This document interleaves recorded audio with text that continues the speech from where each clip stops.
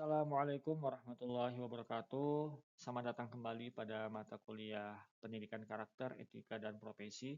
Pada pertemuan kali ini kita akan membahas tentang dampak sosial teknologi. Materi ini sangat penting karena teknologi saat ini sudah menjadi bagian yang tidak terpisahkan dari kehidupan manusia. Sebagai mahasiswa, teman-teman bukan hanya pengguna teknologi, tetapi calon pengembang teknologi di masa depan. Karena itu, perlu memahami bahwa teknologi tidak hanya berdampak pada perangkat atau sistem, tetapi juga mempengaruhi perilaku manusia, hubungan sosial, budaya, pola pikir, bahkan sampai dengan kesehatan mental masyarakat. Tujuan pertemuan ini adalah agar kita tidak hanya melihat teknologi dari sisi kecanggihannya saja, tetapi juga memahami dampaknya terhadap kehidupan sosial manusia.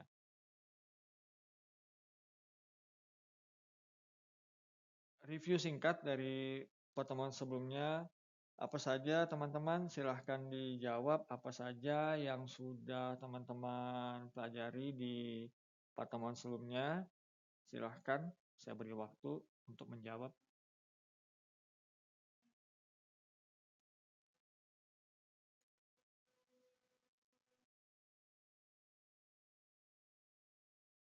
Baik, coba kita perhatikan kehidupan sehari-hari kita, mulai dari bangun tidur sampai tidur kembali, hampir semua aktivitas manusia berkaitan dengan teknologi. Contohnya, bangun tidur, melihat notifikasi HP, kemudian belajar menggunakan internet, bekerja menggunakan laptop, pesan makanan melalui aplikasi, berkomunikasi melalui media sosial, bahkan hiburan pun sekarang berbasis digital.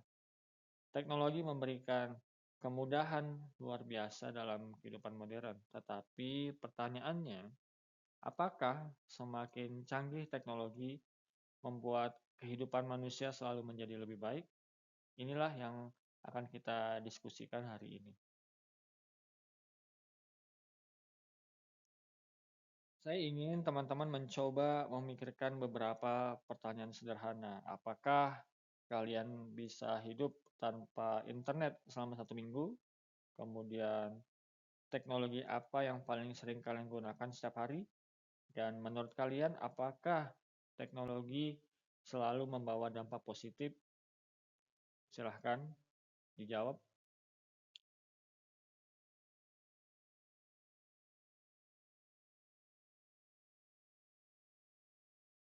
Baik. Biasanya, kalau ditanya seperti ini, banyak orang langsung menjawab, teknologi mempermudah hidup. Memang benar, tetapi di sisi lain, teknologi juga bisa menimbulkan kecanduan, ketergantungan, bahkan masalah sosial baru. Karena itu, kita perlu melihat teknologi secara lebih kritis. Ada 4 yang akan saya bahas di sini. Yang pertama, tentang dampak teknologi. Kedua, teknologi dan generasi muda. Ketiga, teknologi, kesehatan mental dan dunia kerja. Dan yang terakhir, AI dan masa depan manusia. Kita langsung ke poin pertama, yaitu dampak teknologi.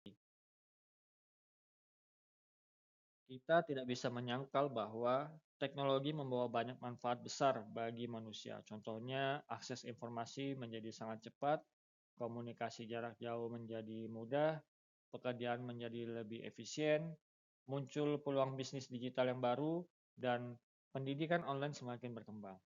Dulu, orang harus pergi ke perpustakaan untuk mencari informasi. Sekarang, cukup menggunakan smartphone atau gadget canggih. Kemudian, dulu rapat harus tatap muka. Sekarang bisa dilakukan secara online dari tempat yang berbeda. Teknologi juga membuka peluang karir baru seperti content creator, digital marketer, programmer, UI UX designer, dan pekerjaan berbasis digital lainnya. Artinya, teknologi benar-benar mengubah cara manusia bekerja dan belajar. Namun, selain manfaat, teknologi juga membawa dampak negatif yang cukup serius. Salah satunya adalah kecanduan gadget dan media sosial. Banyak orang sulit lepas dari smartphone atau gadgetnya, bahkan hanya beberapa menit saja. Kadang orang lebih fokus melihat layar dibandingkan berinteraksi dengan orang di sekitarnya. Selain itu, teknologi juga mempermudah penyebaran hoax, cybercrime, penipuan online, dan konflik digital.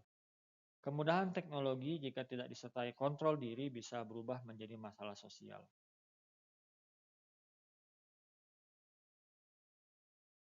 Teknologi juga mengubah perilaku sosial manusia. Contohnya dulu orang lebih sering berbicara langsung, sekarang banyak komunikasi dilakukan melalui chat atau sosial media. Ada orang yang lebih nyaman berbicara lewat internet dibandingkan bertemu langsung. Selain itu, muncul budaya instan. Orang terbiasa ingin semuanya cepat, informasi cepat, hiburan cepat, hasil cepat. Akibatnya, banyak orang menjadi kurang sabar dan mudah bosan. Perhatian manusia juga menjadi lebih mudah teralihkan karena terlalu banyak informasi digital yang diserap. Berikutnya poin kedua, teknologi dan generasi muda. Generasi muda menjadi kelompok yang paling dekat dengan teknologi digital saat ini. Hampir semua aktivitas seperti belajar, hiburan, komunikasi, bahkan pertemanan, semuanya terhubung dengan internet. Namun ada tantangan besar yang muncul, misalnya screen time berlebihan, kecanduan media sosial, sulit fokus belajar, tekanan sosial digital, dan perbandingan hidup dengan orang lain di internet. Kadang media sosial membuat seseorang merasa hidup orang lain selalu lebih baik dibanding dirinya sendiri.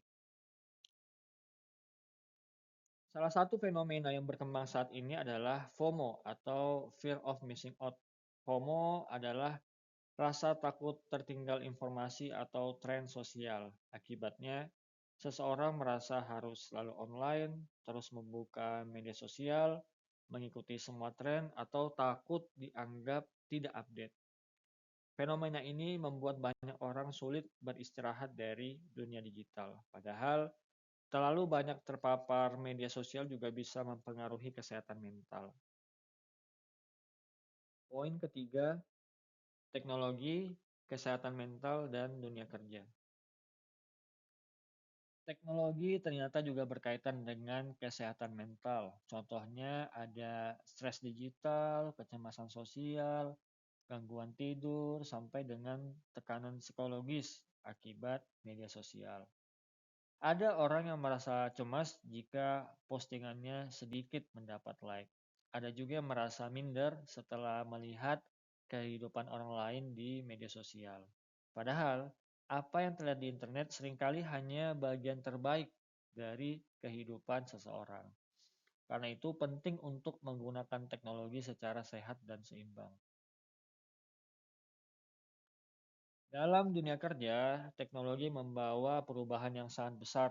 Banyak pekerjaan baru muncul karena perkembangan teknologi digital.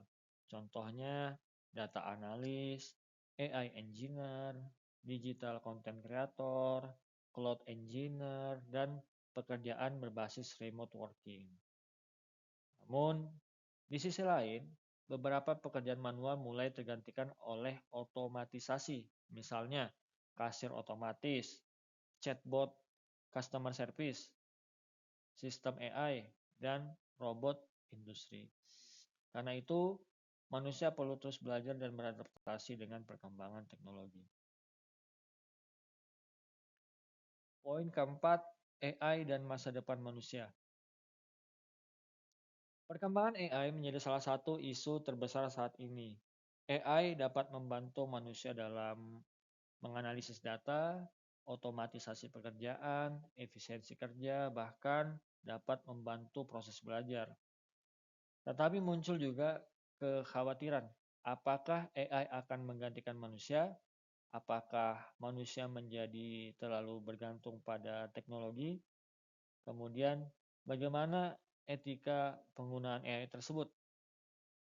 Sebagai mahasiswa IT, teman-teman perlu memahami bahwa perkembangan teknologi harus dibarengi dengan tanggung jawab moral.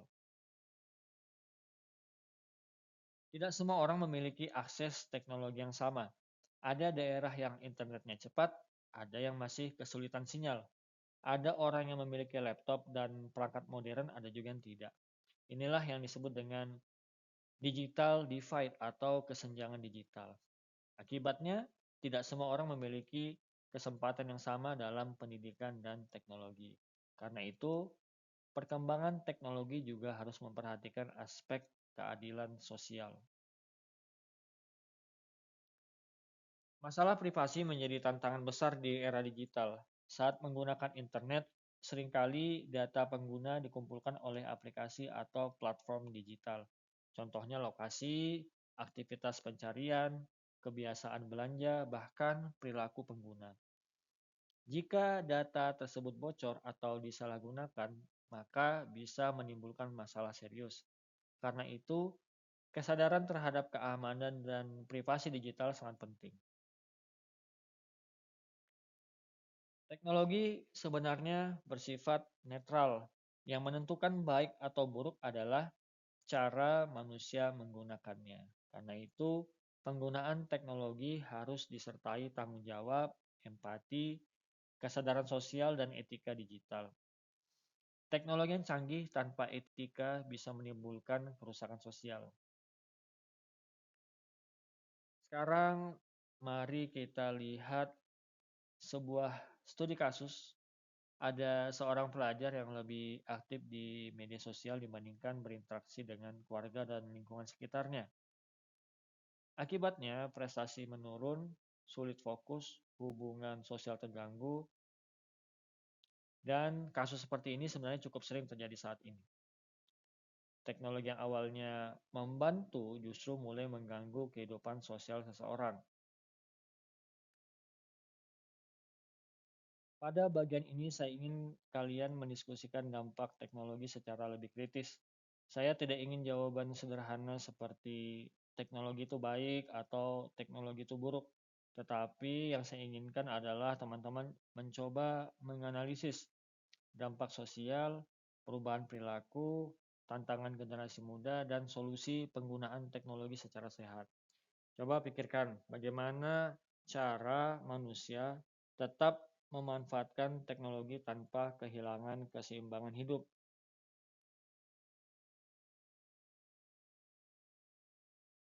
Kerjakan diskusi yang sudah disediakan tadi, tuliskan jawaban dengan argumentasi yang jelas, lalu balas minimal 2 komentar teman kalian. Tujuan diskusi ini adalah melatih kemampuan berpikir kritis dan kesadaran sosial terhadap perkembangan teknologi. Dalam diskusi nanti gunakan bahasa yang sopan dan fokus pada argumentasi. Perbedaan pendapat adalah hal yang normal, tetapi harus disampaikan dengan etika. Dan hindari copy-paste jawaban karena tujuan utama diskusi ini adalah melatih pemikiran kalian sendiri. Sebagai kesimpulan, teknologi membawa banyak manfaat besar bagi manusia, tetapi juga menimbulkan tantangan sosial yang serius. Karena itu, manusia harus mampu menggunakan teknologi secara bijak, seimbang, bertanggung jawab, dan beretika. Sebagai mahasiswa, teman-teman diharapkan tidak hanya mampu membuat teknologi, tetapi juga memahami dampaknya terhadap masyarakat. Baik, itu saja untuk pertemuan kali ini. Terima kasih yang sudah menyaksikan sampai selesai. Semoga bermanfaat. Sampai jumpa pada pertemuan selanjutnya. Wassalamualaikum warahmatullahi wabarakatuh.